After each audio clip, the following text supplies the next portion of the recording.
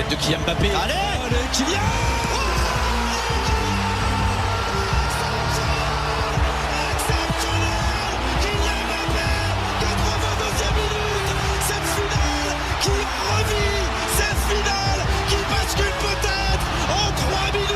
La première Marseillaise est en train d'aller chercher l'or et le record du monde. C'est la meilleure performance de tous les temps. Léon Marchand, impérial, au pays du soleil levant. Léon Marchand explose le record du monde. Oh, bien joué. Allez, Damien, le doublé. C'est hallucinant ce que nous vivons aujourd'hui à Twickenham. La barre des 50 points, c'est un triomphe. Vive les Bleus, vive la France. Le Campus Sport Club, 23h minuit, sur Radio Campus.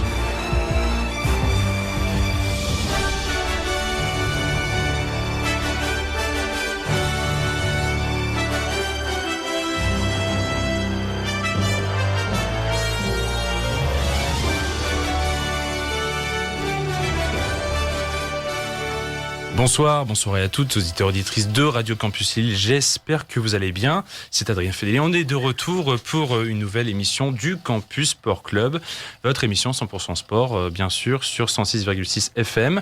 Pour m'accompagner ce soir, voilà vos petits micros allumés, mesdames, messieurs. Je vais faire dans l'ordre, des chroniques comme d'habitude. Désolé Eva, même si tu es la seule fille ce soir, pas de primauté. Gaëtan. Pour commencer, comment tu vas ? Je vais super bien, et toi ? Gaëtan, tu nous réserves quoi toi ce soir ? Les résultats. Les résultats, avec de l'entrain. De l'entrain, voilà. J'ai cherché mes mots. Ensuite viendra ton tour, Eva. Ouais. T'inquiète pas. Là, toi aussi. Ouais, toujours deuxième. Toujours. Je rigole. Alors, il y a eu une chronique il n'y a pas si longtemps que ça à Halloween sur les maudits. Et donc, il y avait notamment sur les personnes qui adorent faire deuxième, comme Raymond Poulidor. Est-ce que tu serais notre Raymond de Poulidor? Bon, en vrai, il a quand même gagné un Giro, donc je prends un Giro, une Vuelta, je prends quand même. Oui, non, il n'est pas mauvais comme second, mais c'est notre poupou, quoi. C'est notre éternel second. À tes côtés, Maxime, comment tu vas, toi ? Salut à tous, ça va très bien, et toi, Adrien ? Ouais, ça t'a fait plaisir de créer cette petite chronique. Première chronique jeu, on va dire. Premier vraiment, quiz, ouais. Premier quiz. C'était pas facile de trouver sur le thème que j'ai choisi, mais j'ai trouvé des petites questions qui vont sûrement vous poser des petits problèmes. En tout cas, j'espère que c'est le but, l'objectif de ce quiz, de vous faire galérer un petit peu. Ouais, tu vas nous en apprendre des choses. Tu vas nous en apprendre ce soir. Et puis, vous trois, vous êtes en quelque sorte les petits nouveaux de la saison 3. Et vous avez avec vous le doyen. Un briscard. Oula, un briscard. Un briscard lyonnais tout de suite, Hugo. Ouais, je m'adresse à une ancienne génération de Campusiens, moi, attention. Bonsoir, Adrien. Ceux qui étaient là en 2021, octobre 2021. Allez, tout de suite un briscard lyonnais. Toi, fan de l'OL. Un briscard lyonnais ? Ouais. C'est-à-dire ? De n'importe quel joueur que t'incarnerais là ce soir. Juni qui fait un magnifique comeback et qui pourrait faire un magnifique comeback à Lyon cette saison. On va peut-être en reparler aussi ce soir dans l'émission des malheurs de Lyon. Non mais je reviens, c'est pas pour... Oui, allez, voilà. Ça, c'est ce soir, Hugo va vouloir défendre à tout bout de champ son club. Là, je vous préviens tout de suite, j'aurai le pouvoir de le muter. Non. Écoutez, on va pouvoir commencer dans un instant, donc avec les résultats de Gaëtan, comme tu disais si bien. Et on commencera même par avoir quelqu'un au téléphone dans un instant.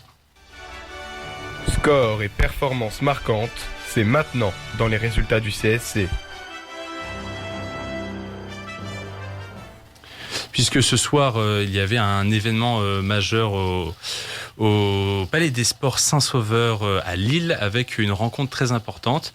Et on va essayer d'avoir tout de suite en direct au téléphone Thomas Palmier. Est-ce qu'il est avec nous ce soir ? Alors pour l'instant, j'arrive pas à l'avoir. Non, écoutez, on réessayera tout à l'heure à la fin de la chronique, comme on s'était dit, c'est pas très grave. Gaëtan, je te laisse démarrer donc traditionnellement tes résultats. On va essayer d'avoir Thomas un peu plus tard en direct de Lille.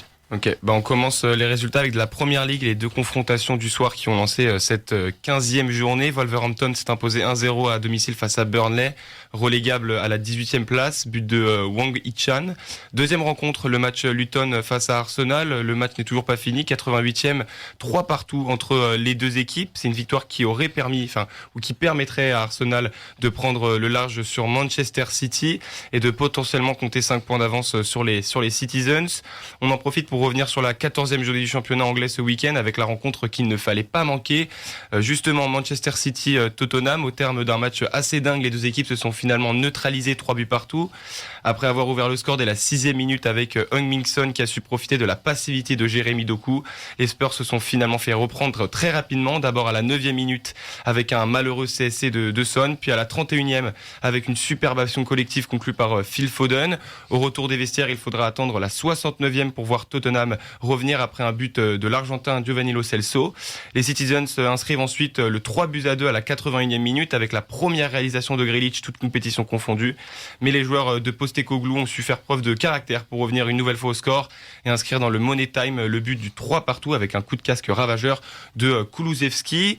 On en pense quoi, les amis de City actuellement? 3e nul consécutif en championnat, beaucoup de buts encaissés, 16 buts en 14 matchs, soit un peu plus de 1 but tous les matchs. Donc forcément peut-être un petit boulevard qui s'offre aux Gunners. Bon, là il s'agit, si on se fie justement à ce match-là face à Luton, il se trouve que Arsenal ne profite peut-être pas de cette occasion-là. Mais qu'est-ce qu'on en pense de City pour l'instant en Première Ligue? On a un Gunner avec nous, donc déjà un petit mot, Maxime. Un Gunner qui est pas très serein, mais bon. Non, mais ouais, City, c'est... Je les trouve pas exceptionnellement impressionnants depuis le début de la saison.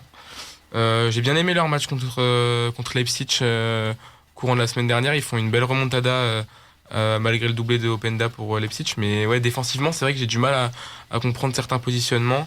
J'ai mal compris pourquoi Kane ne débute pas contre Tottenham ce week-end. Donc ouais, défensivement, j'ai un peu du mal à comprendre et je trouve pas qu'Ederson fasse un très très gros début de saison. Il est très décrié. Moi, je le trouve pas exceptionnel, contrairement à Alisson qui est très bon, qui est blessé actuellement avec Liverpool. Peut-être qu'on en parlera un petit peu tout à l'heure de Liverpool. Mais ouais, j'ai du mal avec City cette année et les 3 nuls sont explicables, je pense, au vu des performances récentes.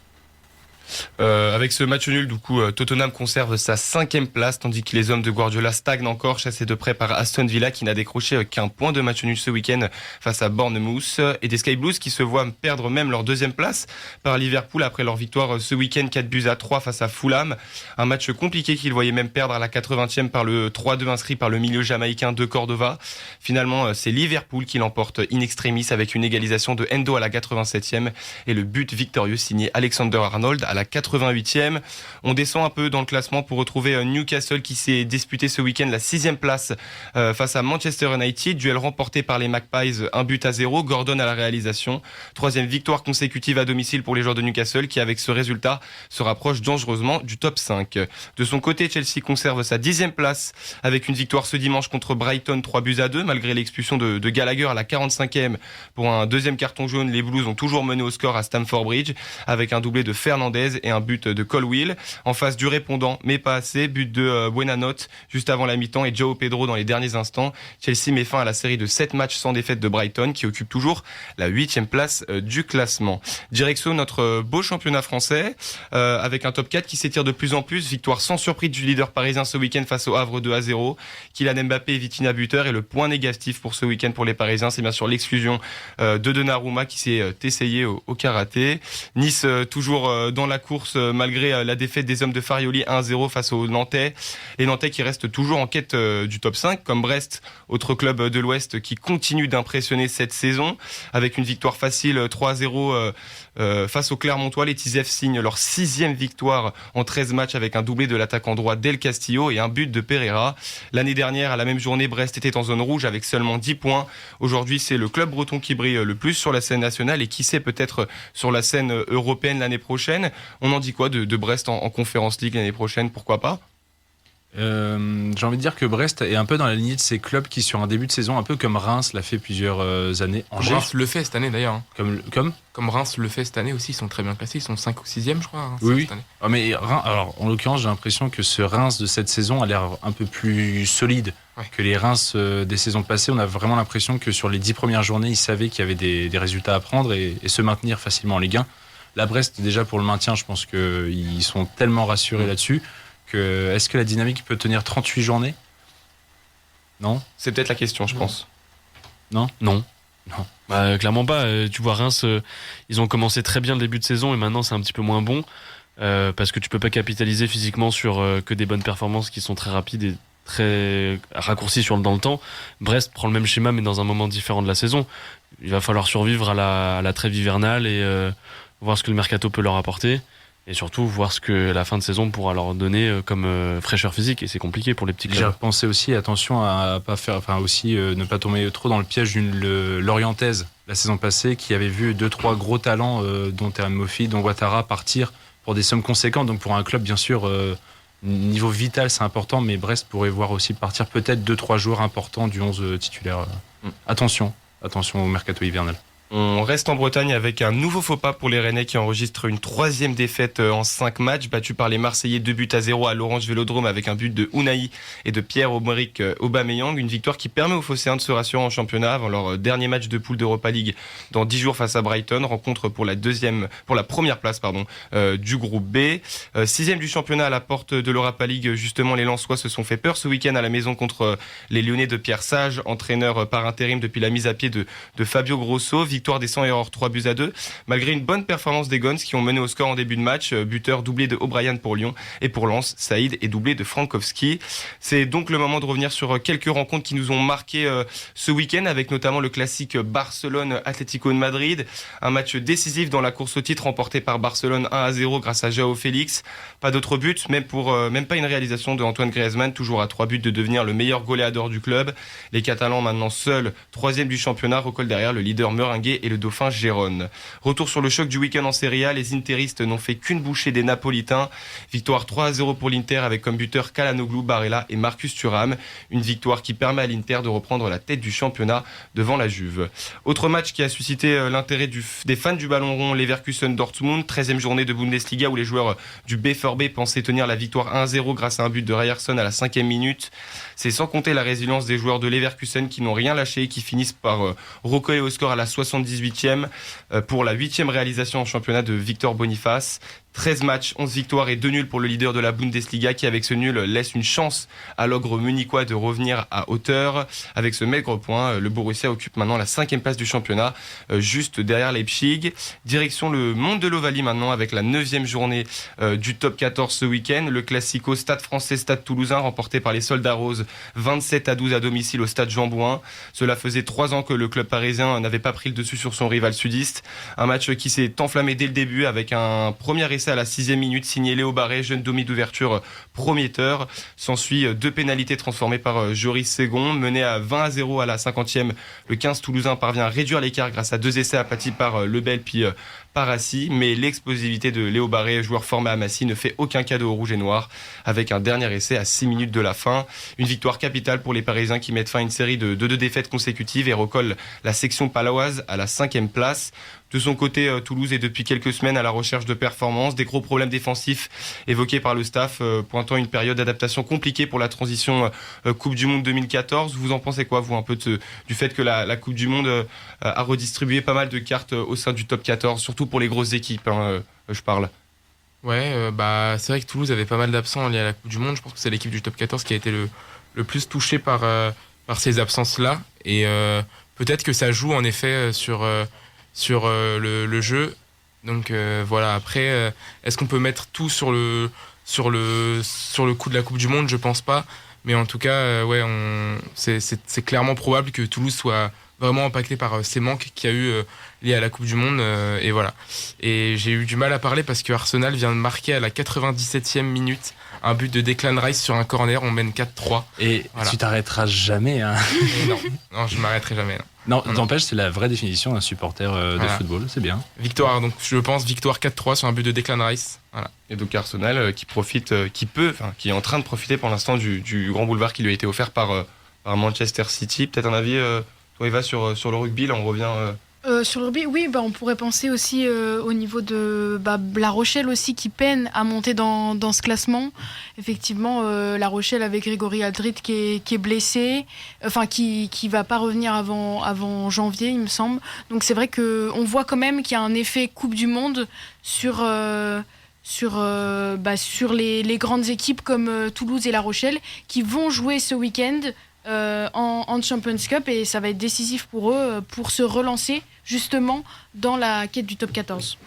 T'as raison de le préciser, d'ailleurs Grégory Aldrit qui est mis au repos en janvier, à La Rochelle, donc aussi une autre information. Autre surprise, le Racing, leader du championnat, s'est incliné 23-18 face à Clermont, 8e du championnat.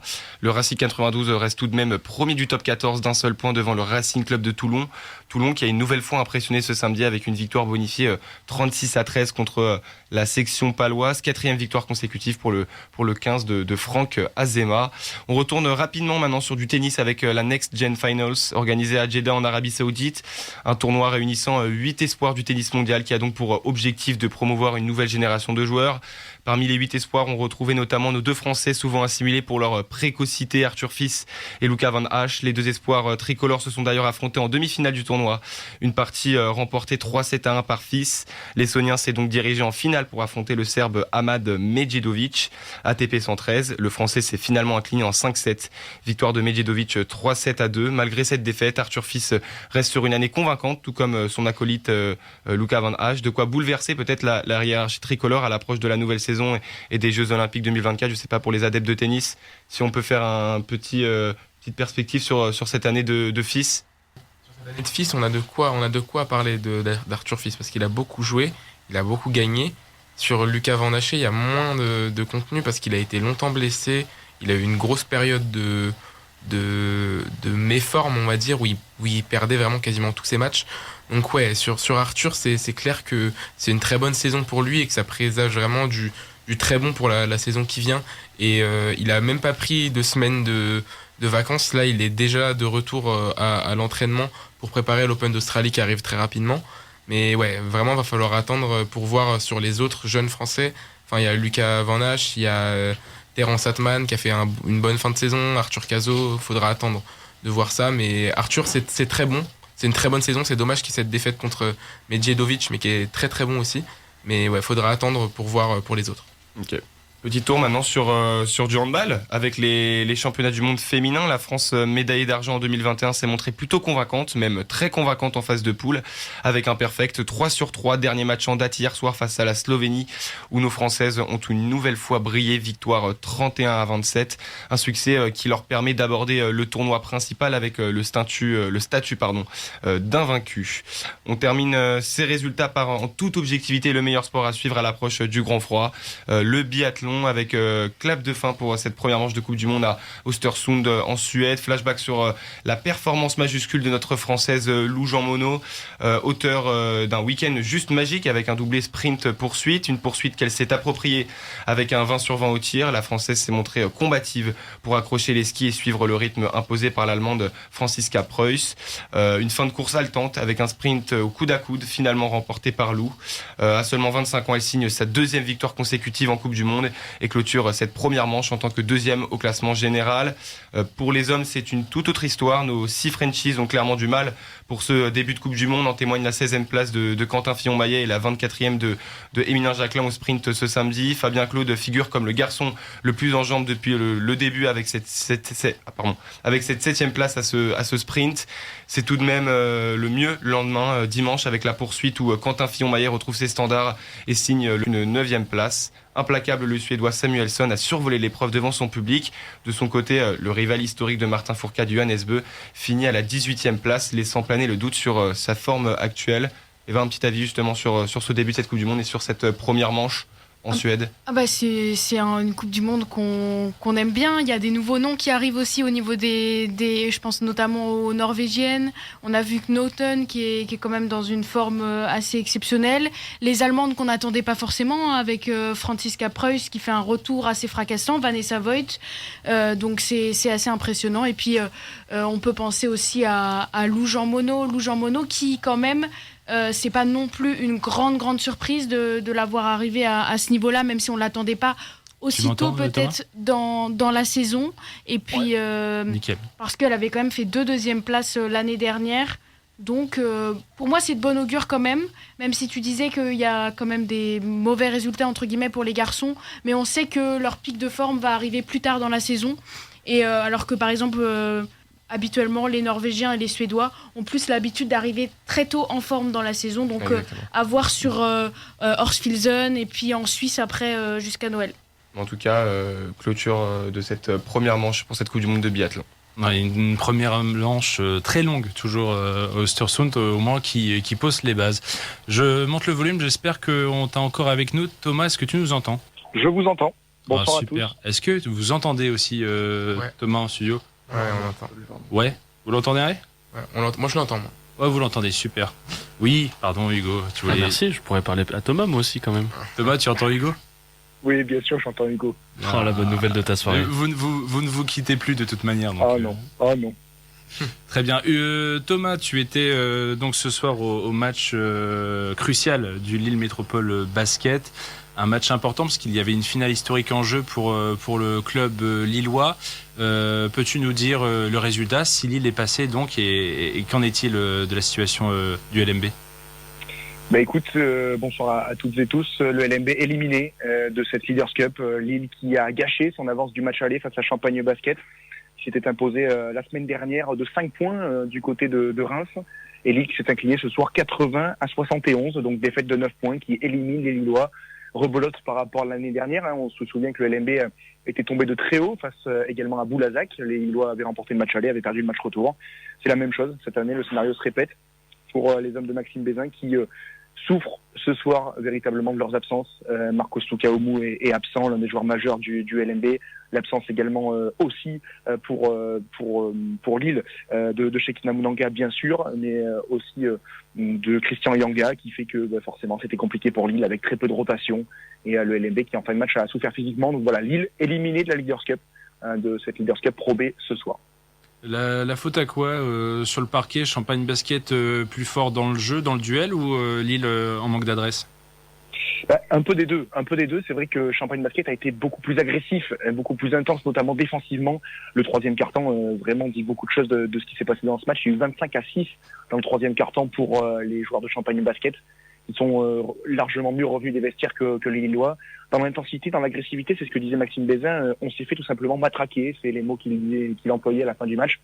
Même si c'est un peu paradoxal parce que Lille a eu plus de lancers francs, beaucoup plus, 2 fois plus, 33 lancers francs contre 15 pour Champagne Basket. Mais voilà, les Lillois ont eu trop peu d'adresses. Même à 3 points, ça a été trop compliqué pour le LMB ce soir. 8 sur 30 à 3 points pour les Lillois. Voilà, il leur a manqué des shooters, bien sûr. Je parlais tout à l'heure de Marcos Toukaoumou, c'est un des joueurs qui est capable de rentrer ce type de shoot. Luc Loubaki a fait son retour, mais il était trop court, le Lillois, et ça a été trop compliqué pour lui.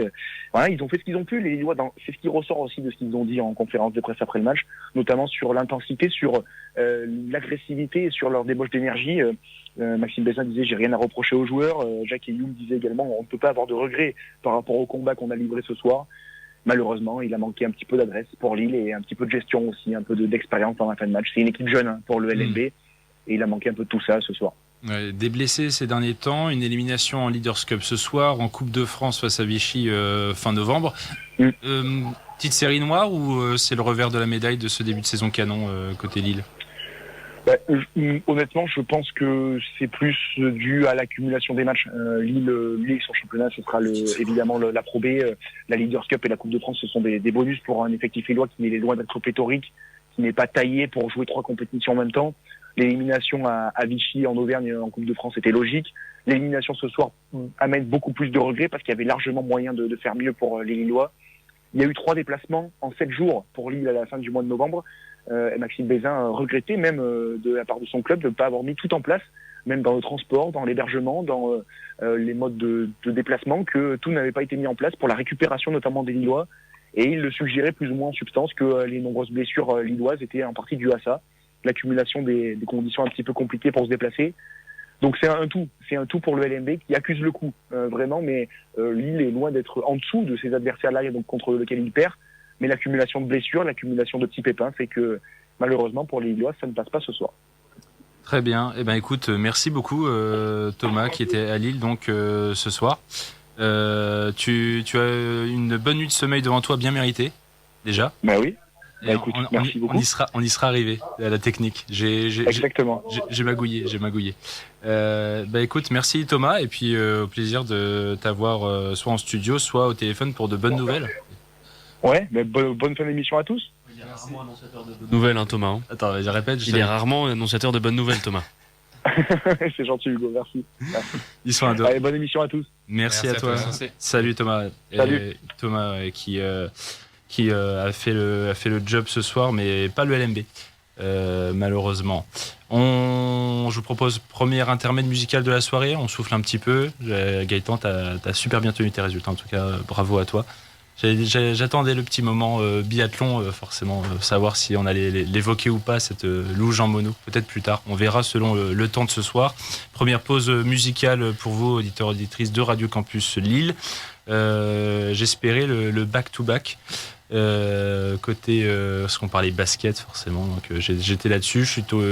J'ai déjà écouté de temps en temps un petit son de Drake, donc je me suis proposé de le mettre ce soir, qui s'intitule donc sobrement Back to Back. Et puis ce soir on a aussi un retour, le retour du doyen qui est très concentré. Oh, j'ai envie de te charler toute la soirée. Oui, vas-y, fais. Voilà. On s'écoute Drake, un mec pas connu du Canada, et on revient juste après pour la suite du Campus Sport. Voilà, un rappeur canadien, Drake, retenez son nom. Je ne sais pas combien il a vendu d'albums. Est-ce qu'il y en a ici qui... J'aurais dû prendre la stat, parce que c'est phénoménal. C'est déjà l'heure d'un quiz ? Non. Voilà. Ça, c'est un gars qui est là depuis 3 saisons, qui est habitué à ce que à n'importe quel moment, je lance des questions, comme par exemple, quelle est la deuxième passion de luge en mono, après le biathlon et le sport ? La raclette. Non. Les tatouages ? Oui, ouais. De toute façon, on a notre Eva national biathlon qui nous vient des Alpes, qui va en parler des Alpes d'ailleurs dans un instant, puisque tu vois, Quelle transition ! Les transitions se font naturellement ici. Rien n'est scripté, si vous saviez à quel point rien n'est fait correctement. Petit jingle, Eva ? Allez, c'est parti. Pour tes news. Ici, pas d'infox, que des infos, les news du Campus Sport Club. C'est parti. Allez, on commence ces news avec l'actualité de la semaine, peut-être de l'année. Je suis un peu chauvine. On a appris mercredi que le CIO rentrait en dialogue ciblé avec les Alpes françaises pour accueillir les Jeux 2030 aux dépens des candidatures suédoises et suisses, ce qui signifie que les Alpes françaises accueilleront, sauf cataclysme, les JO d'hiver pour la 4e fois de leur histoire, 28 ans après les Jeux d'Albertville. Ce qui a convaincu le CIO, c'est cette candidature non pas d'une ville, comme on l'a vu avec Chamonix en 1924, Grenoble en 1968 ou Albertville en 1992, mais de tout un massif réunissant la région Auvergne-Rhône-Alpes et la province Alpes-Côte d'Azur. En s'appuyant sur ces 3 précédentes éditions qui seront les villes hôtes, la candidature s'appuie sur 95% de sites existants, avec le Grand Bornand pour le biathlon, le bobsleigh à La Plagne ou encore le ski alpin à Méribel. Toutes les infrastructures ont déjà accueilli des compétitions internationales. Et c'est ça précisément qui a convaincu le CIO, des JO verts avec un budget maîtrisé d'1,5 milliard d'euros. Alors, l'équipe, on est content que la France fasse un peu ce doublé un peu historique, Jeux Paris 2024, Jeux 2030 d'hiver. Faut dire que sinon ça remonte à très longtemps.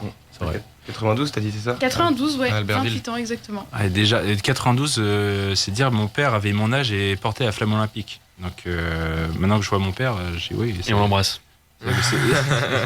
Voilà, le doyen dans tout son art. Les Alpes françaises, il y a peut-être juste une question forcément d'ici 2030. On parle aussi de conditions climatiques. Ouais. Question forcément de la neige, comme tout bon jeu d'hiver, j'ai envie de dire. Gaëtan, toi, t'as un avis mon avis, c'est positif ou sceptique, hein, ils ont beau dire que ça va le faire, même par rapport au budget premièrement, ou par rapport à l'écologie. Même aujourd'hui, quand on regarde par exemple la descente de Reichenbach, je sais pas si tu as vu, tu vas en parler rapidement. Septembre, la descente de Reichenbach, ou non, c'était plus en octobre, fin octobre, elle a été en quelque sorte annulée pour des chutes de neige. Et il se trouve qu'ils l'avaient en fait retapé. Donc en fait, le fait qu'il y ait cette descente-là, ça a en gros participé en gros à la disparition de beaucoup de tas de neige dessus. Donc en fait, ça montre qu'il y a certains problèmes, même à haute altitude en fait. Je sais combien de mètres d'altitude, 3000 mètres, je crois, Reichenbach, quelque chose comme ça. Donc déjà là-bas, c'est un problème. Alors dans les Alpes françaises, Grand Bornand, quoi, on y pense. Le Grand Bornand avait déjà fait l'année dernière, on se rappelle, ils avaient amené des des cargaisons de neige. La Grand Bornand, c'est à 1000 mètres d'altitude. C'est vrai qu'on peut se poser la question. Mais le rapport, quand même, se base sur des enquêtes scientifiques fiables qui montrent qu'il y aura de la neige jusqu'en 2050 dans les Alpes françaises. Donc, c'est aussi ça qui a pesé sur la candidature française face aux Suédois et aux Suisses. Et puis peut-être un mot quand même sur, forcément, on espère que ces Jeux de Paris transcendent le panel sportif français. On sait qu'en sport d'hiver, on se débrouille aussi très bien. On parle biathlon, évidemment, c'est un peu le sport vedette pour nous, mais même en sport de glace, on se débrouille bien. Alors après, si je dis pas de conneries, il me semble que la candidature de la France pour 2030 devrait être validée avant les Jeux Olympiques de 2024, enfin avant les Jeux de Paris 2024. Ce qui est une bonne chose, parce qu'on va se rendre compte, et le CIO va se rendre compte du demi-fiasco que pourraient être les Jeux de Paris 2024 en termes d'organisation, dans une grande ville qui est Paris, et pas dans le fin fond des Alpes françaises, qui en termes d'infrastructures, etc., sont au jour d'aujourd'hui un fiasco total.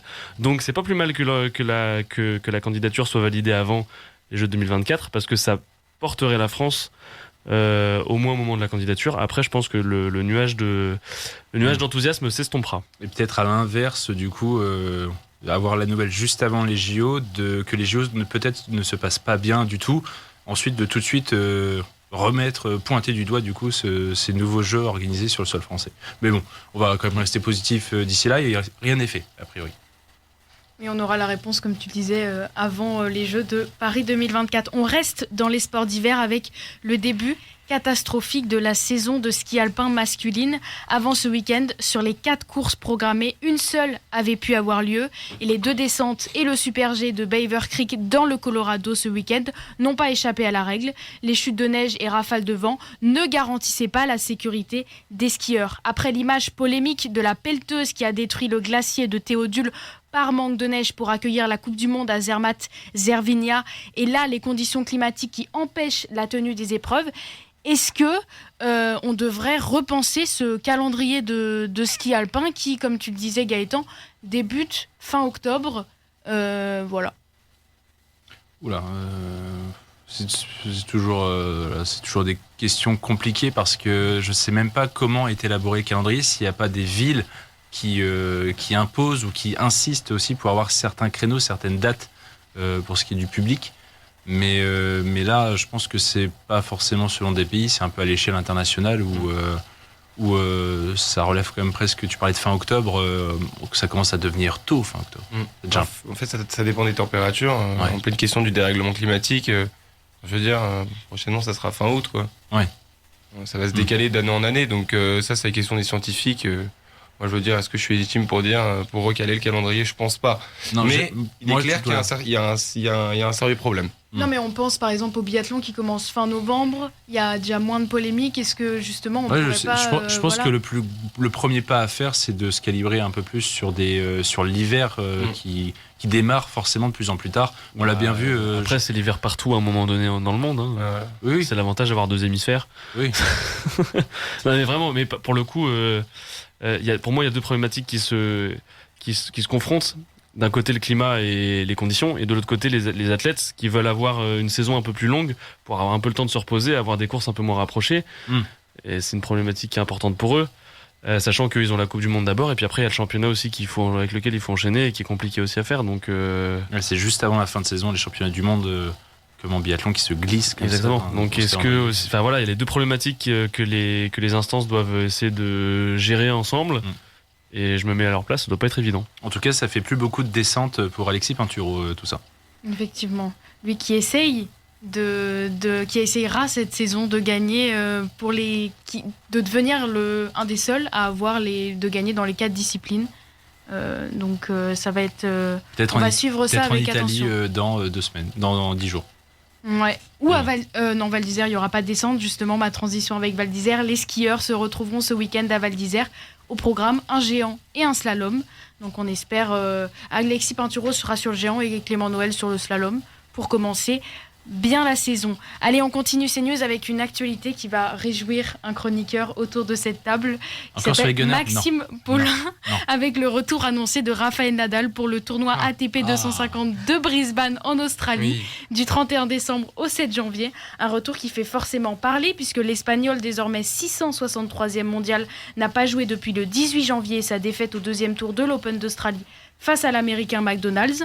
Un comeback où il tentera d'aller décrocher un 15e Roland-Garros et une médaille au JO sur la terre battue parisienne, en simple ou en double, puisqu'il se murmure une possible paire avec un certain Carlos Alcaraz. Vous y croyez, vous, au retour de Rafael Nadal ?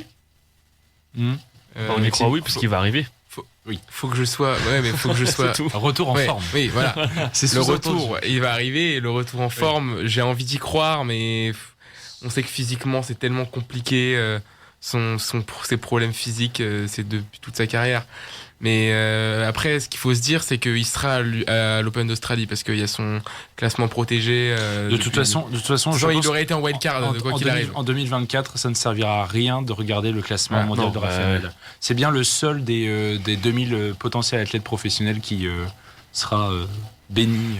Et voilà, tapis rouge. Lui, il se pose pas de questions. D'ailleurs, s'il gagne, ça pourrait être marrant de voir s'il n'y a pas eu un aussi mauvais classé qui a déjà gagné un tournoi du Grand Chelem dans l'histoire du tennis. Il faudrait remonter, trouver la stat, effectivement. Mais en tout cas, faudra suivre ça. Moi, je vais suivre très attentivement ce tournoi que je ne suis pas du tout de base.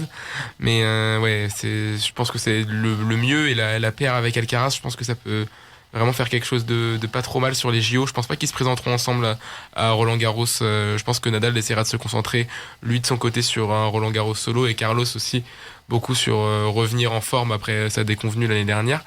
Mais des JO en double Alcaraz-Nadal, ça peut vraiment être spectaculaire avec une paire serbe en face.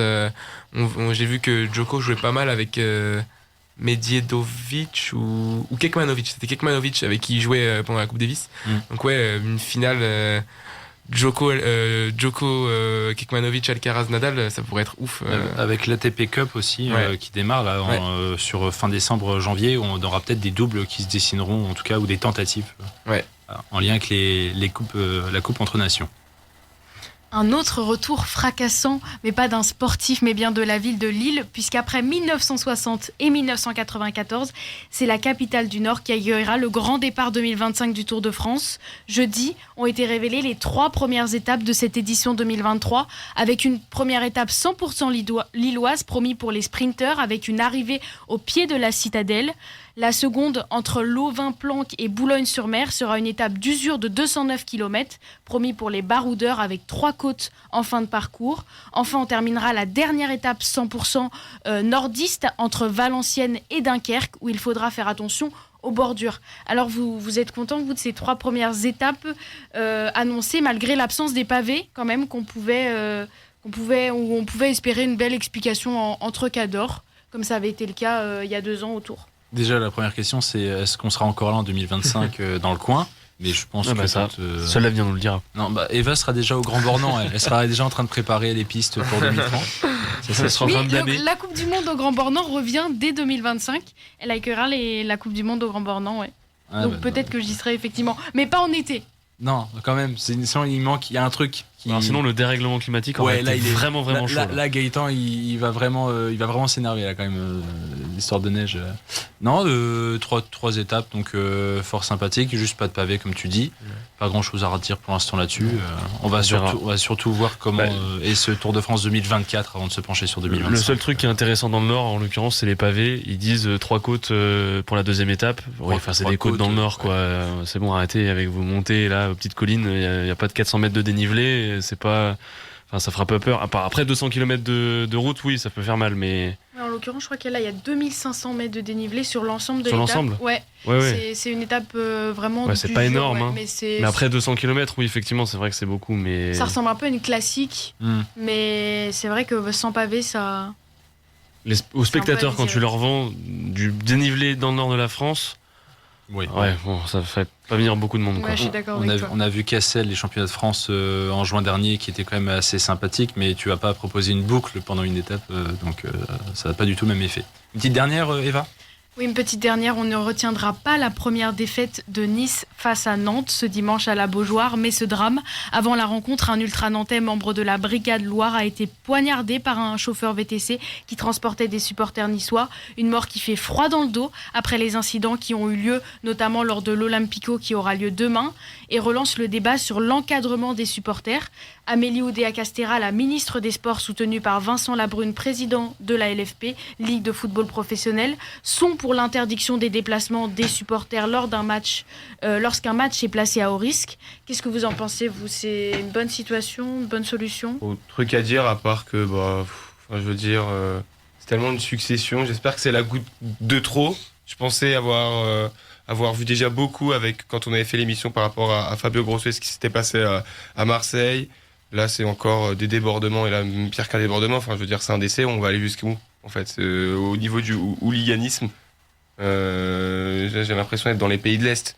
Après, pour revenir, on parle de hooliganisme, mais le hooliganisme de base, c'est les Anglais et tout ça, et les Anglais, il y a, mis à part dans des catastrophes, depuis très longtemps, on n'a pas eu de décès ou d'agressions énormes, en Angleterre ou dans les championnats britanniques. Moi, je me pose la question, parce que les mesures ont été prises. Je me pose la question est-ce qu'en France, les bonnes mesures sont appliquées ?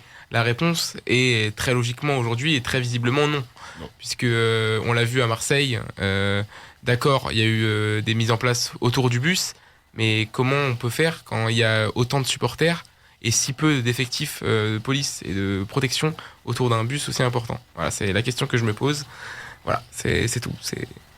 Écoute, on espère d'ici déjà la fin de l'année pas avoir de drame, puis même pour 2024, éviter ça, surtout avec les Jeux de Paris qui approchent. On adore revenir là-dessus. Merci Eva pour ces news.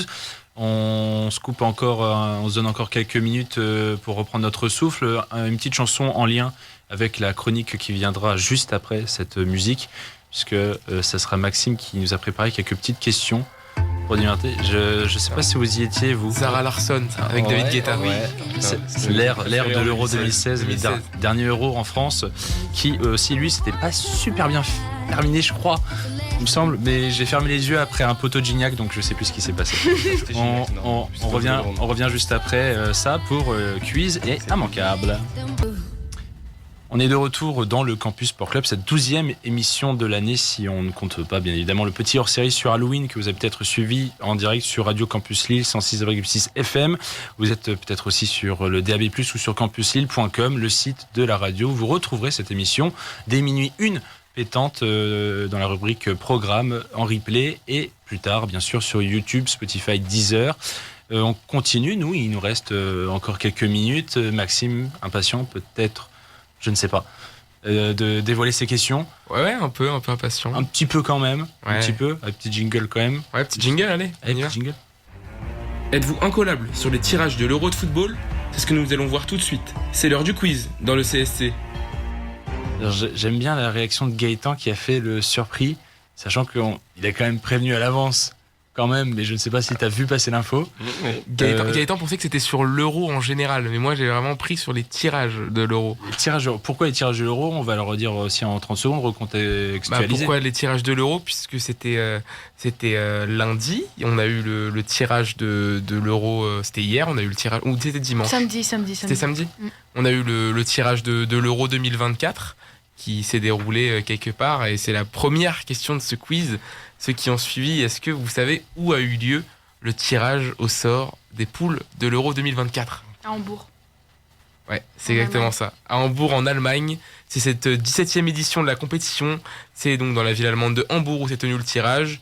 Et le tirage se déroule donc depuis plusieurs années maintenant et depuis plusieurs éditions à l'intérieur du pays hôte de cette compétition.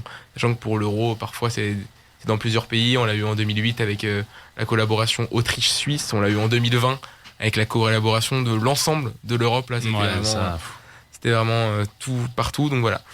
Mais donc j'ai décidé de revenir un peu dans le passé, de faire des gros bonds dans le passé même parfois, et revenir sur les premières éditions de la compétition.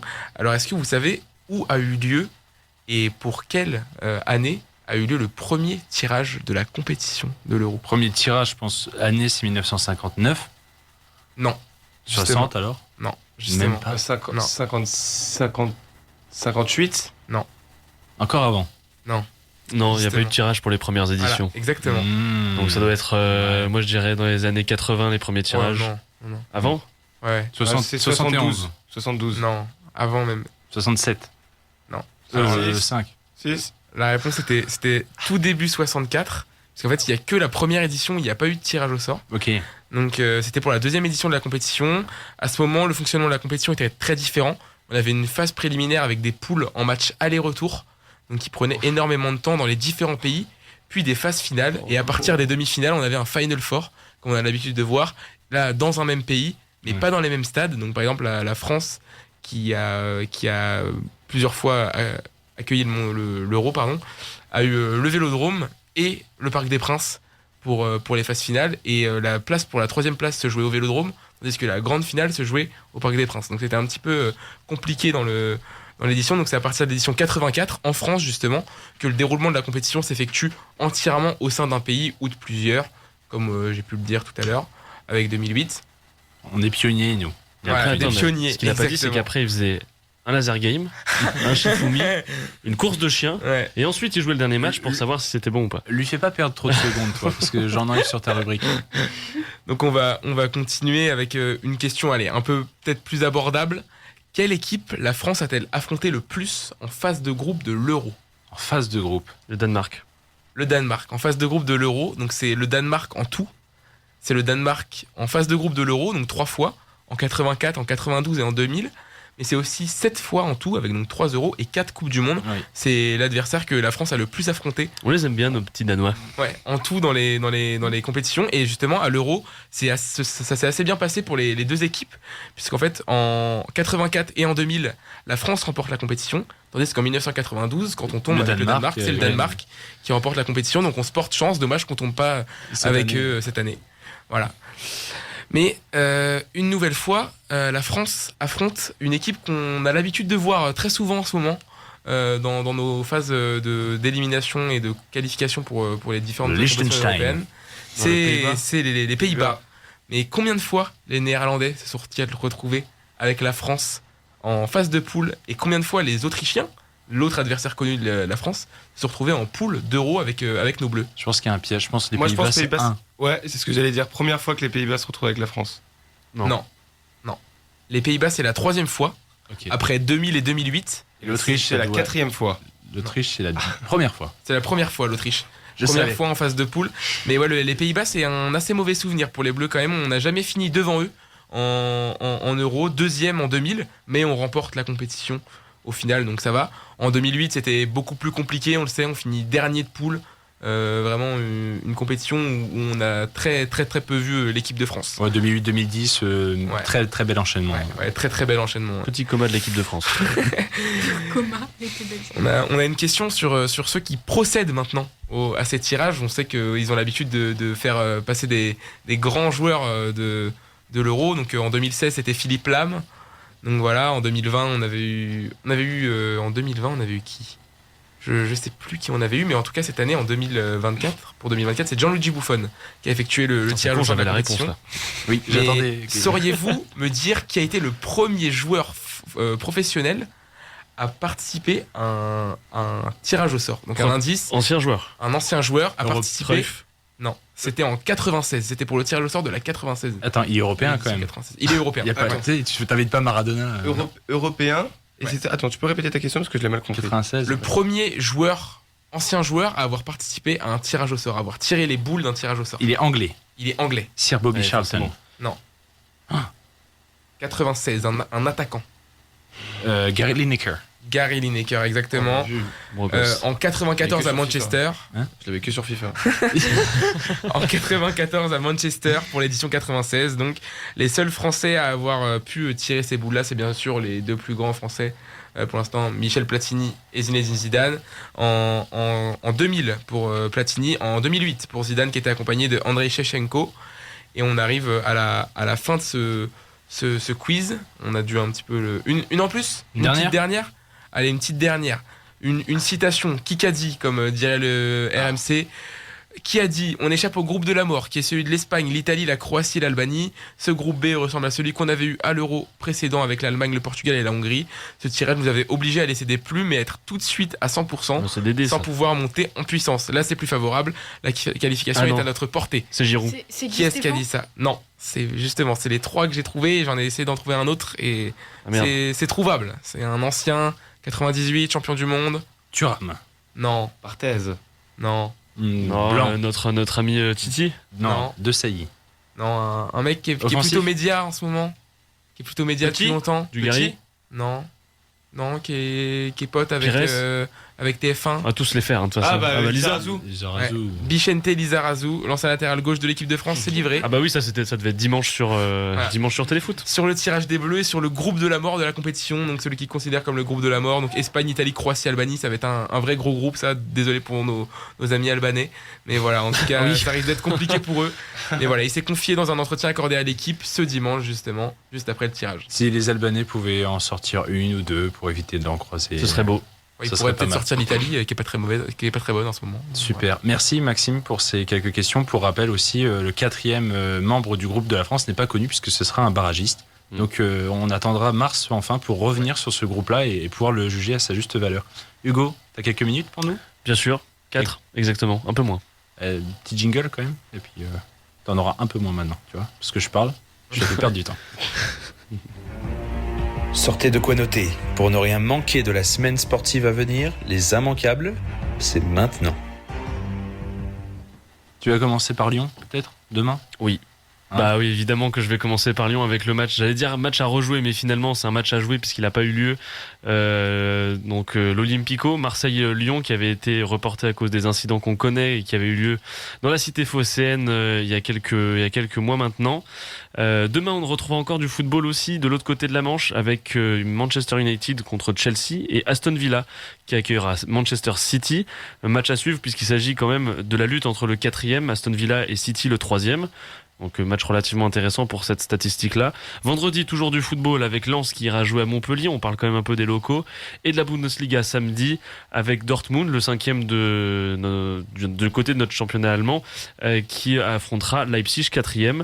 Et dimanche justement, en Ligue 1, il y aura 3 rencontres que j'ai sélectionnées pour vous, qui sont intéressantes à suivre. Voilà, c'est mon petit cocktail. Top 3. Voilà, top 3. Nice-Reims, le 2e contre le 5e, avec un jeu qui est quand même très beau du côté de Reims. Un peu moins du côté de Nice, mais bon, ça reste quand même intéressant. Lille, on est obligé d'en parler ici, qui ira jouer à Clermont, et puis Lyon contre Toulouse dans la course au maintien, le 18e face au 14e. Je pensais pas qu'un jour je dirais ça dans ma vie à la radio. Bref, mardi prochain, on aura aussi de la Ligue des Champions avant de nous écouter. Si jamais vous voulez vous en coller un petit peu, il y a Lens qui accueillera Séville pour un match relativement important puisqu'ils vont essayer de se qualifier pour espérer de rejoindre la Ligue Europa. En étant l'un des meilleurs 3e de cette saison en Ligue des Champions. Du rugby maintenant avec dès vendredi de la Coupe d'Europe, l'UBB ira jouer contre l'équipe irlandaise de Connacht. À bien prononcer s'il vous plaît.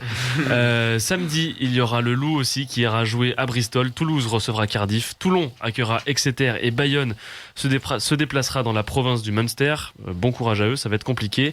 Et dimanche, pour terminer un petit peu avec la balle ovale, le Racing accueillera les Harlequins. Le Stade Français ira à Sale et La Rochelle recevra le Leinster. Donc gros programme de rugby pour ceux qui aiment l'Ovalie. Le hand continuera avec la Coupe du Monde féminine. La France jouera contre l'Autriche dans la suite de sa compétition. Ce sera dès demain soir. Et enfin, on va finir cette petite page de sport et d'immanquable avec du biathlon, la Coupe du Monde qui se poursuit. Samedi à 12h15, le départ de la poursuite des 12 km masculins. À 10h, la poursuite des 10 km féminins. J'ai inversé, pardon. Mais bon, de toute façon, vous avez bien compris qu'à partir de midi, c'est du biathlon. Ensuite, dimanche, il y aura 2 autres épreuves. Le relais masculin à 10h30, le relais féminin à 14h15. Et toutes ces épreuves se tiendront évidemment à Hochfilzen, en Autriche. Oh, tu prononces bien. Premier coup, comme ça, là. Premier coup. De toute façon, t'en aurais pas eu 2. Non. Super. Petit prono, on a 10 secondes. Petit prono, biathlon, est-ce qu'il y a une victoire française sur une épreuve? Allez, Justine Brezaz-Boucher, elle nous fait un 9 sur 10. Donc sur des courses individuelles. Moi, je vois le relais féminin, justement, l'emporter. Ouais. Porté par Lou Jean Monod. Ouais. Oui. On espère. En tout cas, on suivra attentivement avec ce très bon départ tricolore en Coupe du Monde de biathlon. On y reviendra bien sûr pendant cet hiver. Merci Gaëtan pour les résultats. Merci Eva pour les news. Maxime, très bonne petite question farfelue. J'adore ça. Et merci Hugo pour les immanquables. Alors le Campus Sport Club revient la semaine prochaine, juste après, avec des champions. Et d'ici là, je vous dis, sportez-vous bien. Bye bye tout le monde.